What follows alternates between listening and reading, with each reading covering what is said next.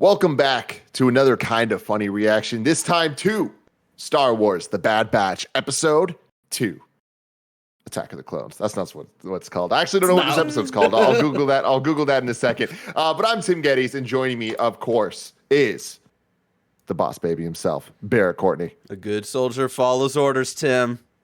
It's true. That is true. And Mr. Roger for Courtney. What is up, everybody? It's Cut and Run. That's the name of the title.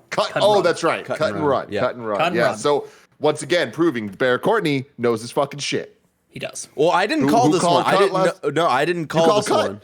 one. No, I called Zeb coming into this episode. I thought it was going to be Zeb. Shout out to the YouTube comments, though. There was a couple of YouTube people who were like, I'm pretty sure it's going to be cut from, I think it's like season 4 or maybe season 3 of Clone Wars. Like, this was a much deeper cut than like even Zeb, because Zeb is like a main character on Rebels, whereas like Cut is like one episode and like and it's a really cool, interesting episode of a clone that deserts the clone army and stuff like that. And so when I saw those YouTube comments on Tuesday or whatever, I was like, oh yeah, that actually makes way more sense than what I was thinking. And so I really liked where they went with this episode. That's really funny though, because like when they introduced the character, I didn't know, because like I haven't seen Clone Wars like in that detail. So I was just like, oh, that's a character name. I don't know. That must be the thing Barrett was talking about. But that's awesome that it's in an even deeper cut. That's really cool. But Barrett, starting with you, what'd you think of this episode? I tweeted out last night when I finished the episode, and it was nice to watch an episode at midnight and not have it be an hour and 10 minutes and like actually go to bed at like a normal time or slightly normal for me. I think in any other show this would have felt like filler. Like it does have like the vibes of season 1 of The Mandalorian, where they go on like that backwater planet and he's just trying to find like a chill life for Yodalini. They run into Cara Dune or whatever, and then they have to like fight the AT-AT. And it definitely had similar vibes, but I think there are a lot of like little things that still make this episode kind of feel important and significant. Like the little moment where Cuz like, yeah, Rex stopped by a couple of days ago, and like kind of aligning like where everything is happening at the same time in the timeline. Like the last time we saw Rex was the end of season 7 of Clone Wars, and just like that reminder of like what he just went through with Ahsoka, and them kind of being, I forget the planet name exactly what it was called, but like the Empire kind of like quickly like regulating things and like impounding ships and the whole chain code thing, which I don't know if that was, I'm sure chain codes were introduced somewhere in some Mandalorian. Was it Mandalorian was the first time? That was Mandalorian. Okay. All right, I mean, at least as far as I know, because I mean, I've read a lot of the modern comics, like things that aren't like prequel era stuff, like anything that had to do with like the sequels. I've read those comics and even a lot of the original trilogy stuff. And the first time I ever saw chain codes was Mandalorian, and they made a pretty big deal out of it. And like I thought that was kind of cool. Of like, all right, this is like an Empire specific thing that like they were regulating to literally count people into their system and stuff like that. Like I thought that was really smart, and it like brought back and it's cool that I just came off of the Star Wars rewatch of like going back to the Ahsoka book, where it's like a year after Episode 3, and like what she's dealing with, and the planet that she's hiding out on is like really like on the edge of the galaxy, like the Empire finally coming there and regulating that planet because they found out like there's a resource on that planet that they want to like control and all this stuff. And it was cool to have it feel all connected and tied to everything else that we've seen in the like current canon so far. And yeah, I thought it was really cool. I think in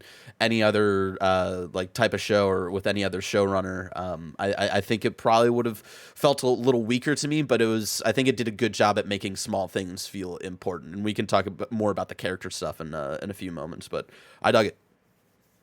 Roger? I thought it was a pretty decent episode. I don't think it was I felt like it was more filler to me in my mind, but I think that's also what makes the Filoni verse like great, is that like those simple moments, like those episodes where you're able to understand where all these characters are coming from. And I don't feel like every episode needs to have like these big moments like in episode 1.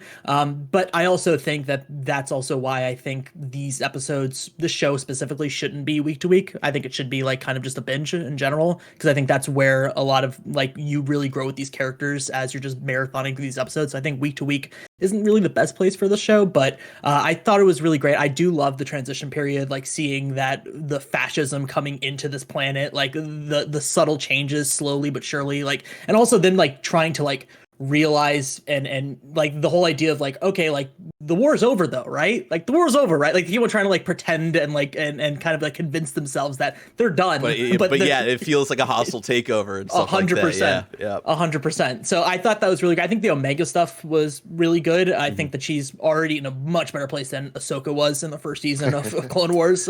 And I think she's Listen, like man, Filoni had a vision. It was going to take time. It was all about making her annoying at first and then having her grow. It's called a character arc, Roger. For sure. No, I totally get it. But no, I get what you say. I agree with you. Yeah, no, for sure. Like, and I think she is a much better place now. Where I think like it's like learning from what the fans wanted and what their reaction to it. It's almost like in Breaking Bad with Skyler, and now with Better Call Saul. Kim Wexler. They learned a lot of. Yeah, it's been so long since Better Call Saul. Oh my god. Yeah, it feels like they're learning from like the fan reactions, and Omega's a great character in my opinion. I thought the episode was pretty decent overall. I don't think it was as noteworthy though. Yeah, I enjoyed it a lot. And I think that I wouldn't use the word filler, because I do think that character development episodes often get classified as filler when that's just not their intent. Their intent is to like get a little deeper with the characters. And get those slower moments to, build things up.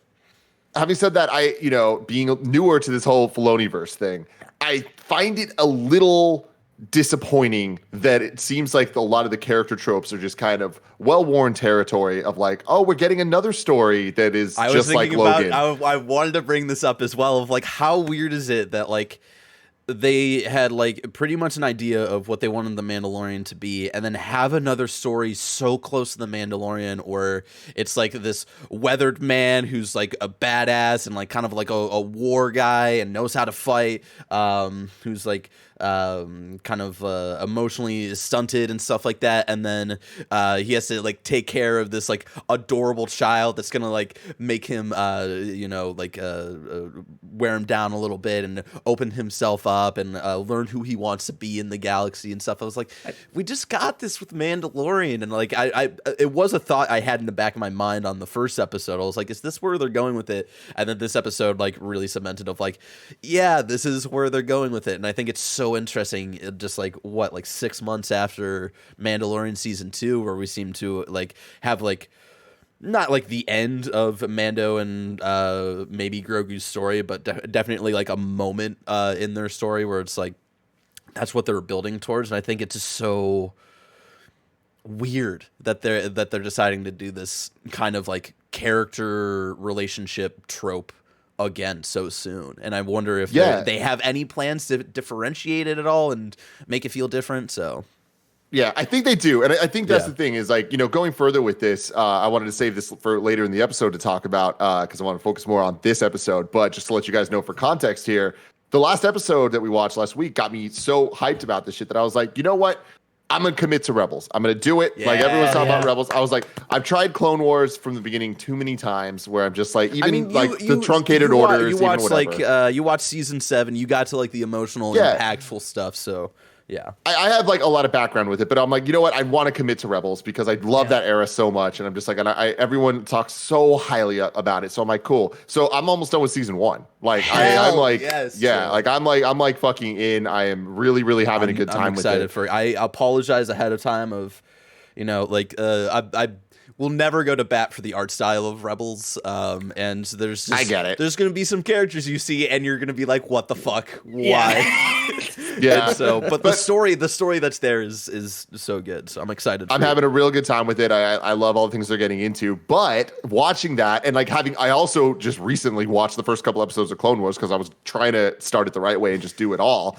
And it's like, it's funny where I'm like, wow, Filoni really, really, really likes this idea of a younger character with somebody older. Yeah. And it's kind of like finding family where you don't have any. And it's just like, it just keeps happening over and over and over where it's like Kanan and Ezra. I'm like, okay, how different is that in the early episodes, granted, than this? And like, that's the thing where it's like, clearly they're all going in different directions. And that is something that I appreciate about Bad Batch. And even though it seems like well-worn territory, I like that they're dealing with, like in episode 2, we're already past the, okay, well, I'm going to leave you with someone that can actually take care of you. And she's like, you ain't. It's like, cool, let's move past that stuff so we can get to, we have 16 episodes. So 14 left for them to take Omega in a different direction than, you know, what we've seen before, which I'm pretty excited about. Yeah, and talking about that stuff where it's like they all kind of start the same. I think Filoni just knows of like what the best way to kind of start a Star Wars story is. It's like kind of harkening back to like how almost the structure of like the characters coming together in A New Hope and stuff like that. And I think he just knows how to like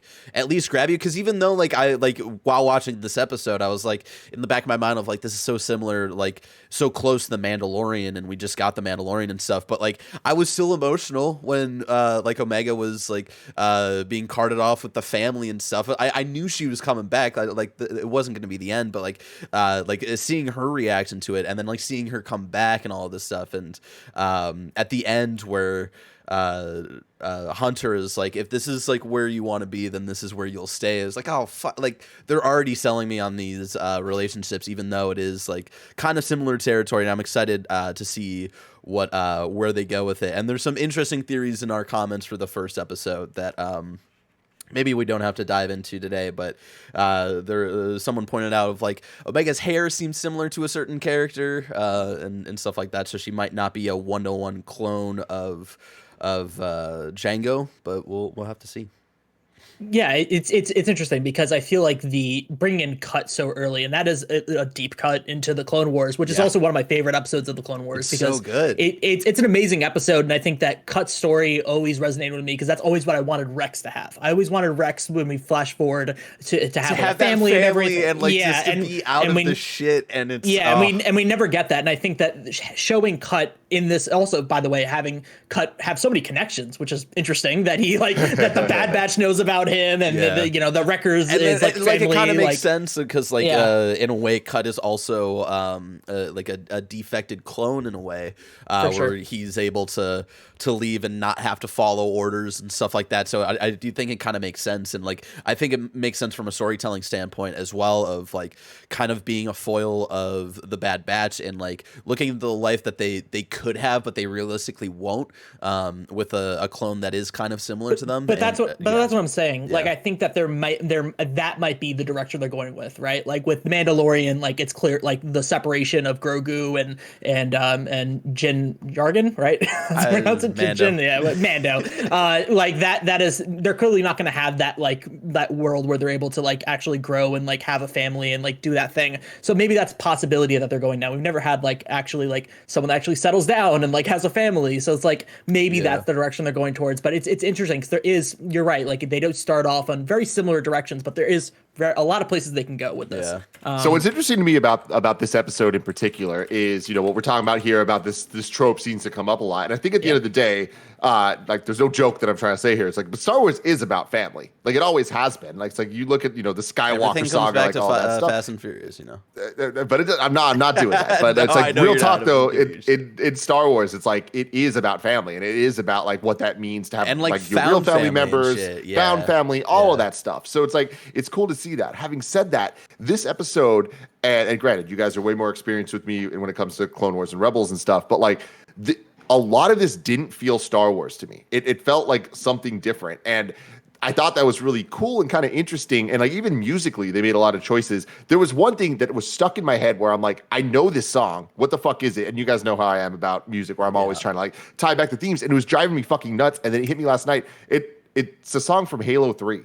but like they straight up, it sounds exactly the same to Beyond a Pale Horse, this Halo 3 song. I'll send it to you guys later. Yeah. And it's like, it's kind of like Omega's theme that like it seems to be playing, and like it's just a coincidence, but it was driving me fucking nuts. And I was like, is this Ahsoka's theme? Is this whatever? And I was like YouTubing a bunch of shit, and I eventually was just like, no, it's Master Chief is coming. Yeah, I do Master think Chief's coming. it feels definitely different from a lot of other like not live action, but like on-screen Star Wars stuff. Like this, like I brought up the Ahsoka book. Like that's the closest this episode felt like with the whole transitioning and the whole vibe and stuff like that. I feel like that's the closest thing we've got. So I think the vibe of this episode is the first time we've kind of gotten this different feeling of Star Wars in an on-screen kind of medium, which is interesting. I just want to shout out that they like went into full detail with Cut's family as well, where they got all the same VAs as well. Shout out to Kath Soucie, who voices Phil and Lil, who I don't think has done anything in years. Awesome. And who voices like the younger child. And it's like that's really I funny. remember because like she has that like distinct voice when she voices children. And because I remember in that original episode of Cut, I was like, that's Phil and Lil. And then the fact that they brought her back, it is like, okay, like, all right, Filoni, you were really attentive to detail here. I appreciate it. Also, D. Bradley Baker being even more characters with even more different It's vibes. never gonna end. It's just, He voices it's so wild. many fucking people. I love it. So It's so good. funny because like I was watching it with my brother today, and he's also a big Clone Wars fan, and I was telling him, I was like, that's the same guy. He's like, no fucking way. like Yeah, it's just awesome. it's unbelievable. Yeah, it's great.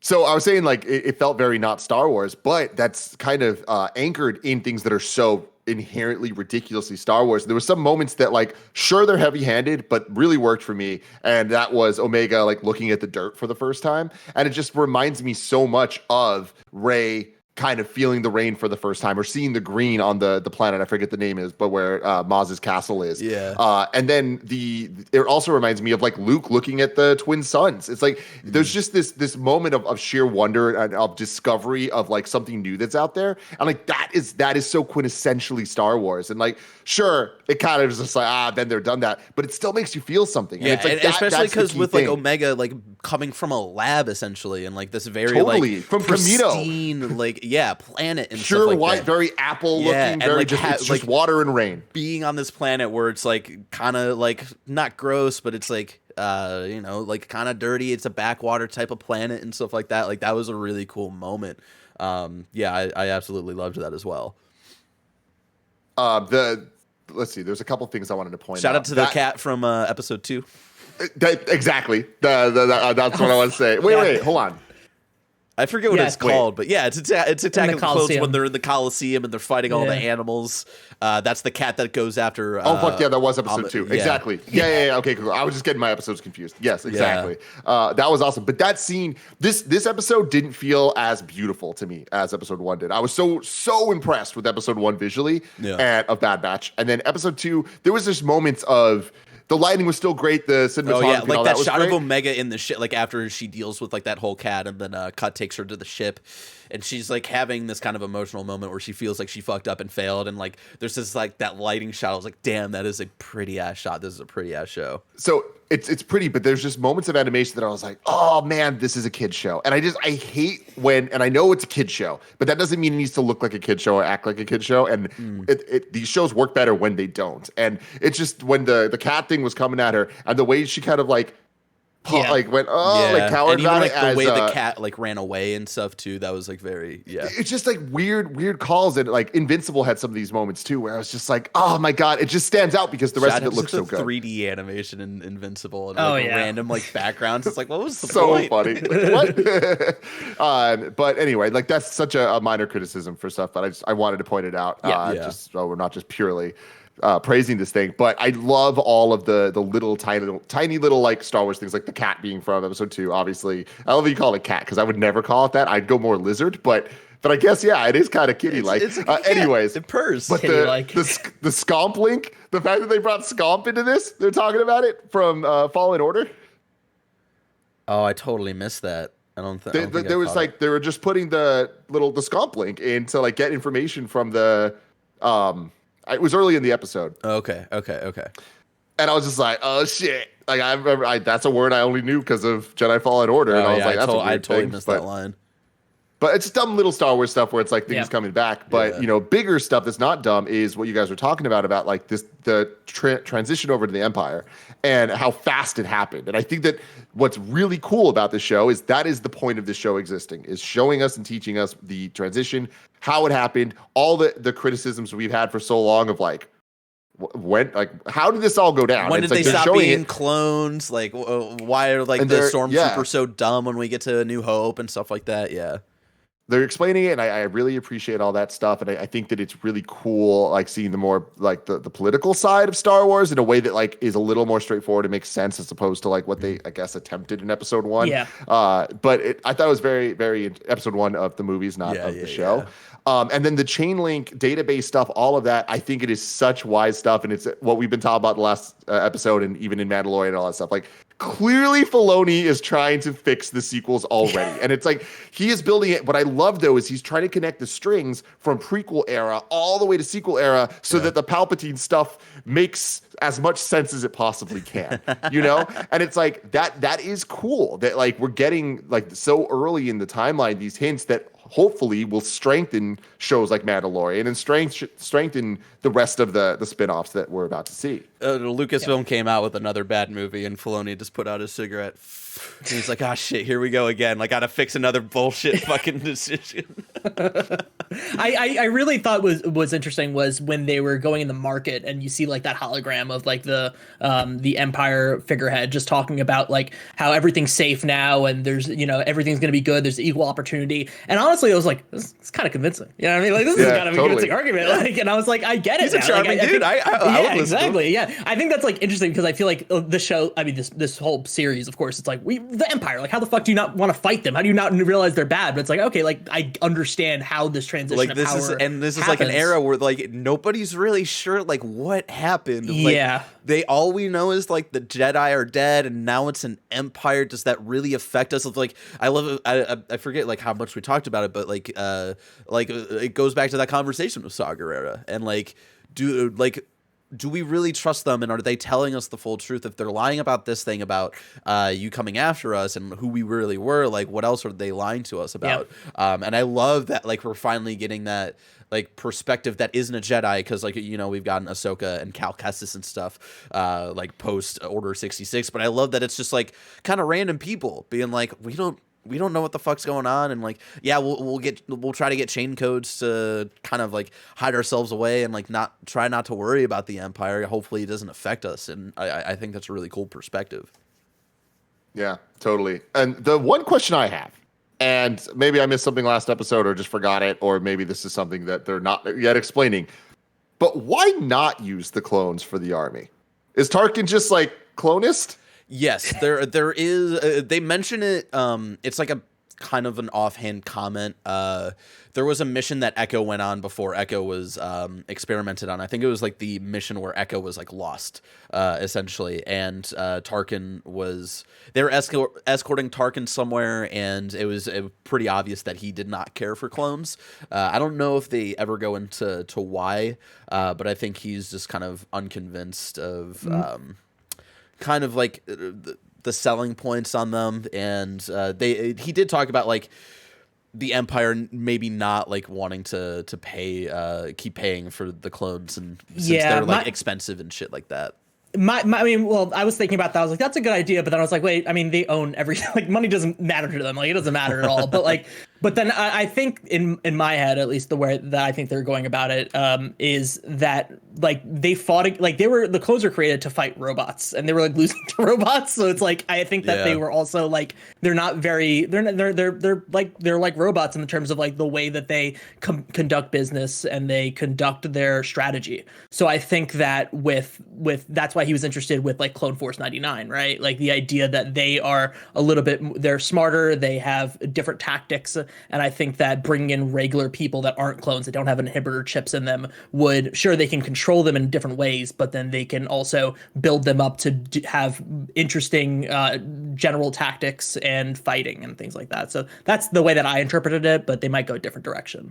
Gotcha. Yeah. I just don't buy it. My thing is, we have 14 episodes left, and it's clear that that's what this series is dealing with. So I'm excited, and I hope they come up with some good answers. But like, this is my test for Filoni, where it's like, like if your one job is being good at making sense of the things that don't make sense, one of the biggest questions is why was there the switch from clones? And I'm not going to be happy if the answer is just Tarkin doesn't like them. Because everything you just said, Roger, why not both? Yeah, why not just have a bigger army? And then my other question is, what happened to the clones then?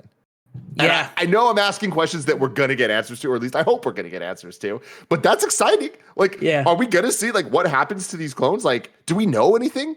I know Barrett just walked away for a second. He might have the answer to this, but like, do we know why we went from having thousands of clones to we don't see them anymore? They're few and far between. I don't know if there's like that concrete answer.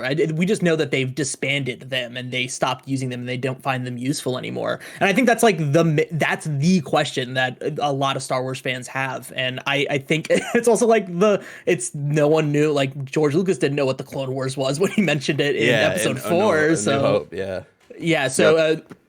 I think I was just saying to Roger, I was just like, the one thing, the test for me with Filoni is like, his job is to make sense of the things that don't make sense. It's like the biggest question is, why'd you switch from the clones and what happened to the clones?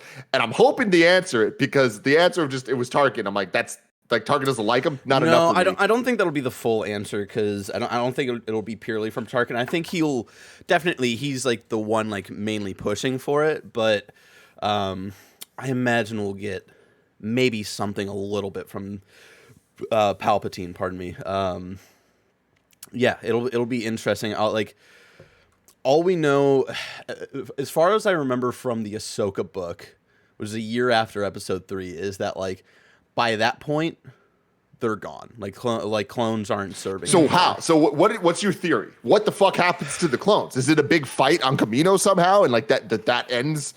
Like literally kill them all, like, because it just doesn't make sense that there aren't thousands of clones around. I want to go back to the Vader comic, because the Charles Soule Vader comic is like pretty much right after Episode 3, and I feel like they talk about it for like a couple of panels or something like that. So I don't know what it'll be. I imagine it'll be something with I could see it being as easy as Tarkin doesn't trust them, and then like using the Bad Batch as an example of like, hey, if these guys can like break off, and like maybe they find Cut at one point of like, hey, he was a normal soldier, he wasn't even like one of these like differently engineered clones, and he can just break off. Like, we can't trust these guys, and we need to build up like a new army that feel like loyalists and like bring them in and like all this stuff. So yeah, and I think it's also important to talk about, I don't think we touched on it last episode, was that the alien from Kamino like helping Omega leave. So I think there's some form of like infighting with people in Kamino, and that might lead into the Empire not trusting their cloning methods and just generally clones in general. So I think that might be part of the key. Yeah, it'll be interesting. Again, with like that scientist from Mandalorian who I think is wearing like Kamino clothes and stuff like that. So yeah, you're right. Again, like that's why I mentioned the last episode of like whatever the Kaminoans are trying. Like, I don't think it's gonna work out for them in any sort of way. So we'll have to see. Like, yeah, it might be like because I mentioned for the first episode, like it seems like they're trying to play their card, like they're trying to play their hand in whatever's gonna work best for them, and they kind of like wait out some situations, and Omega is important for them for some reason, and we'll have to wait to see. Maybe Omega is like the key there or something like that. Well, I don't know. Very interesting stuff. Well, it sold me on watching Rebels, so hey, the show's working for somebody, right? Anyways, we will return next week. You boys down? You want to do another one? Yeah, let's do it. Yeah. I will say, the views and listens on the last episode, not that great, everybody. So share this with your friends, and if you like it, watch it. If you like it really bad, please listen to it as well. Do it all, because that's it has to happen. You can sync up the YouTube video with the audio version. Whatever you got to do. But we will at least be doing episode 3. It might not be weekly going forward. We might do if we start to see arcs. Like check-ins every few episodes and stuff like that. Yeah. But as long as it makes sense for us to have these conversations, we're gonna have the conversation. So we'll be here on YouTube.com/kindoffunny or roosterteeth.com. Also, if you want to get the show show ad-free. You can go to patreon.com/kindafunny. But guess what? If you want to listen to it, that's right, we're a podcast. Just search your favorite podcast service for Kinda Funny Reactions, and we'll be right there for you. Boys, thank you for joining me today. Thank you. I'll see you later. Until next time, may the force be with you.